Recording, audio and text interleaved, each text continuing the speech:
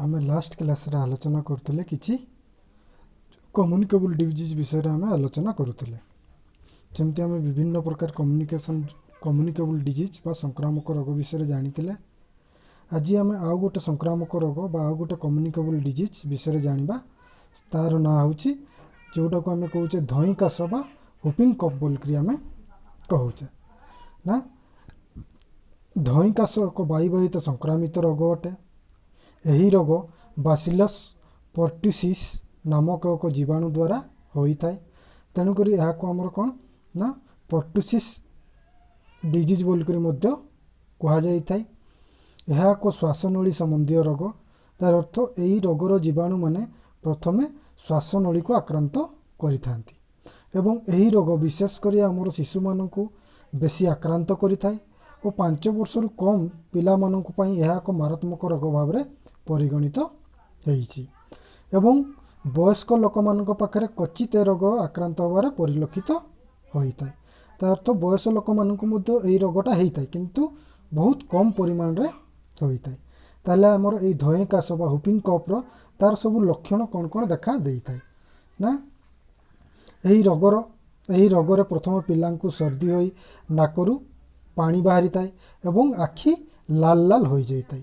क्रमे कौन होता है ना खुँ खुँ होकर काशिबा आरंभ हुए मात्र परे परे यही काश आ बंद हुए ना एवं यही भली काशी काशी कौन होता ना बेले बेले बांती मध्य हो जाता है एवं कहीं कहीं काशी काशी बेहोश मध्य हो जाता। ताले यही सब सिम्पटम्स आमर हुपिंग कफ बा आमर धई काश रे देखा देता है। सेमती आमर संक्रमण प्रणाली आमर मोड ऑफ ट्रांसमिशन केमिति आमर एही हुपिंग कफटा केमिति आमर संक्रमित होता है ना।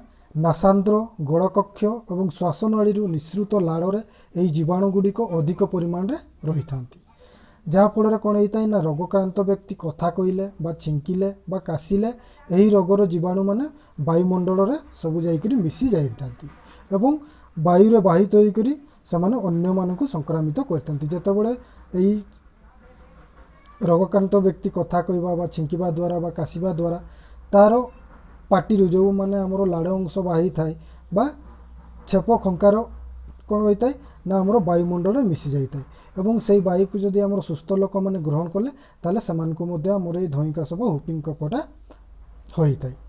ताले एहीपरि भाव में आमर कौन होता है ना धई काश बा हुपिंग कफटा संक्रमित होता है बा संक्रमण होता है।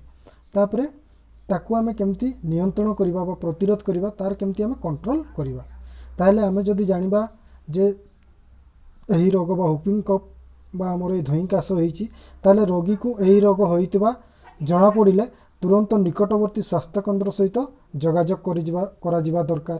ता सहित आमर कोन करा जिबा दरकार ना रोगी को मुक्त वायु और आलोकित घरे पृथक करी रखा जिबा दरकार एवं रोगीर नाक पाटिरू बाहरुतिबा वर्ज्यवस्तु को पड़ी देवा दरकार एवं रोगी व्यवहृत करुवा पदार्थ गुड़िकर उपयुक्त विशोधन करने दरकार एवं शिशु मानक ट्रिपुल एंटीजेन बा डीपीटी देवार व्यवस्था करा जिबा दरकार। आमर ट्रिपुल एंटीजेन बा डीपीटी कहले आमर गोटे वैक्सीन जोटा कि आमर यही रोग हेले बा आमर ट्रिपुल एंटीजेन कहले आमर 3टा रोग रे यही वैक्सीनटा काम करता है जमती तुमर हुपिंग कफ एवं आमर डिप्थेरिया एवं टिटानस जोटा को आम धनुष टंकार बोलिक कही था। ताले एमती आमर कॉम्बिनेशन ऑफ गोटे वैक्सीन अच्छी जोटा को आम ट्रिपुल एंटीजेन बोलिक कही था।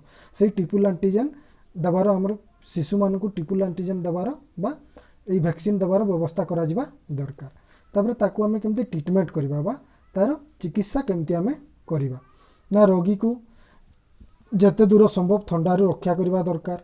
रोगी को पेट पूरा खाइबा को न दे ताकू थर को थर माने अल्प अल्प करी आमे थर को थर जदि खाइबा पई देबा एवं खाद्य रे तरर लघुपाक पुष्टिसार खाद्य देबा दरकार एवं डाक्तर परामर्श अनुसार औषध खुआइबा जरूरी अटे। ताहले आमे कोन करि परबा ना एही रोग को आमे ठीक भाबरे ट्रीटमेंट बा चिकित्सा करि परबा।